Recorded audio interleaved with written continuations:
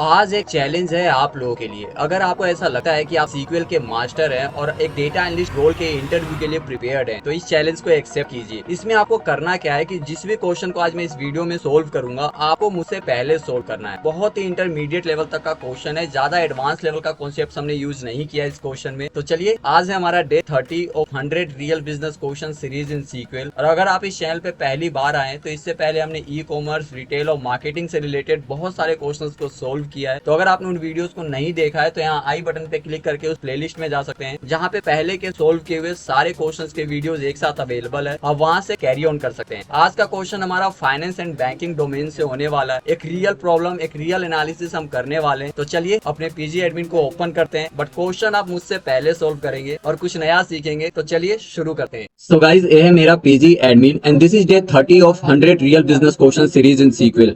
And the question for today is which customers are frequently late in paying their EMIs. यानी कौन से, हमें उन कस्टमर्स को फाइंड आउट करना है जिन्होंने अपनी ईएमआई को डिले किया है, यानी लेट पेमेंट किया है।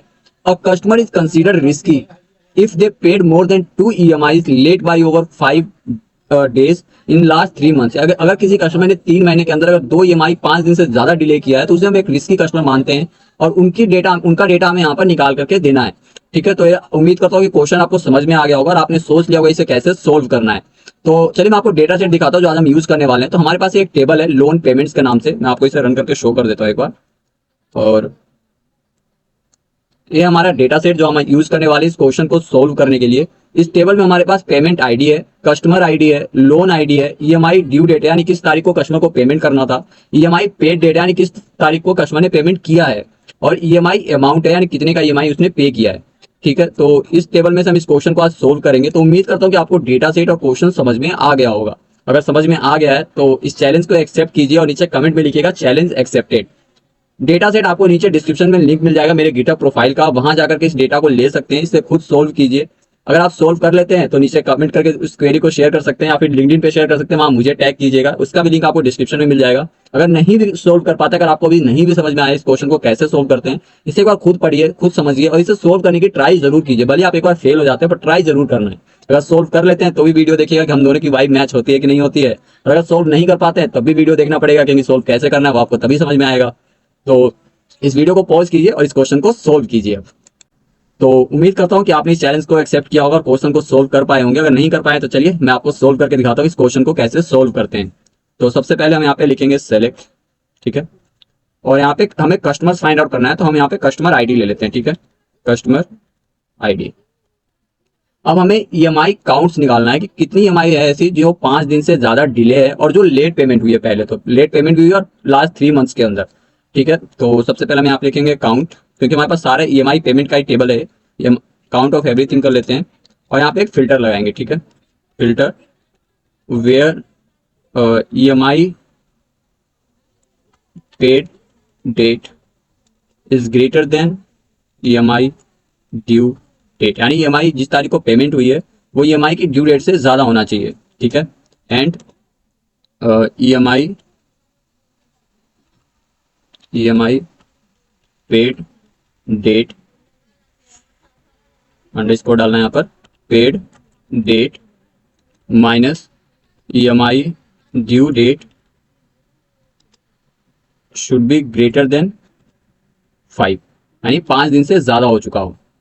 तो इसे हम एज अ लेट ईएमआई में काउंट करेंगे, as late EMI, late EMI payment. ठीक है, इसे हम ले लेंगे टेबल जो यूज करने वाले हैं वो लोन पेमेंट से टेबल हमारे पास अवेलेबल है। ठीक है, और यहाँ पे एक फिल्टर लगाएंगे जिससे हमें पता चलेगा कि लास्ट 33 मंथ्स का हमने डेटा लिया है। तो वेयर जो हमारा ईएमआई ड्यू डेट है, EMI due date should be greater than equal to current date minus interval 3 months. ठीक है, यानी हमने लास्ट 3 मंथ्स का डेटा यहाँ पे निकाल लिया है। इसे हम ग्रुप बाय करेंगे, ग्रुप बाय और कस्टमर आईडी। ठीक है, कस्टमर आईडी। अब हमें चेक करना है कि जो हमारा लेट ईएमआई का पेमेंट है वो कम से कम 2 होना चाहिए, क्योंकि paid more than 2 EMI late, यानी कम से कम 2 ईएमआई उसने लेट पेमेंट किया हो, उससे ज्यादा ही हमें यहाँ पर चेक करना है। ठीक है, तो चलिए यहाँ पे हम एक पहले तो हैविंग का यूज करेंगे। हैविंग जो ईएमआई अकाउंट के लिए हमने यहाँ पे एक क्वेरी लिखा है, इसको हम यहाँ से कॉपी कर लेते हैं। ठीक है, आप चाहे तो इसे दोबारा लिख सकते हैं अगर आपके अंदर इतना पैसेंस है, मेरे अंदर नहीं है, इसलिए मैं यहाँ पे कॉपी पेस्ट करता हूँ। ठीक है, ग्रेटर देन 2 करते हैं यहाँ पर। यानी हमने यहाँ पे ये चीज फाइंड आउट किया है कि जो उसने लेट ईएमआई पेमेंट किया हो मोर देन 2 होना चाहिए लास्ट 3 मंथ्स में, और उसकी ईएमआई डेट यानी उसने लेट पेमेंट किया हो, ईएमआई डेट और कम से कम उसने 5 दिन डिले किया हो। तो हमने यहाँ पे क्वेरी को इस क्वेरी को कंप्लीट कर लिया है।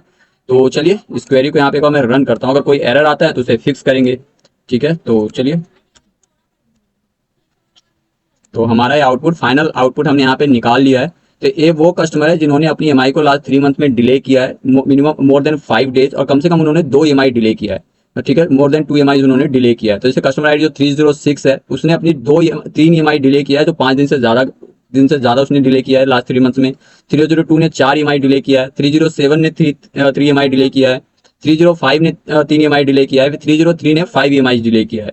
तो ये था हमारा आज का फाइनल आउटपुट। तो अगर आपने इस चैलेंज को एक्सेप्ट किया था, अगर आपने इसी तरीके से इस क्वेश्चन को सोल्व किया है तो वेल एंड गुड है। अगर आपने किसी दूसरे तरीके से भी सोल्व किया, अगर आपका आउटपुट सही आ रहा है तो उसे नीचे कमेंट में जरूर शेयर कीजिएगा, लिंक्डइन पे शेयर कीजिएगा, वहां मुझे टैग कीजिएगा। अगर आप सोल्व नहीं कर पाए हैं तो आपको पता चल ही गया होगा कि अब इसे कैसे सोल्व करना है।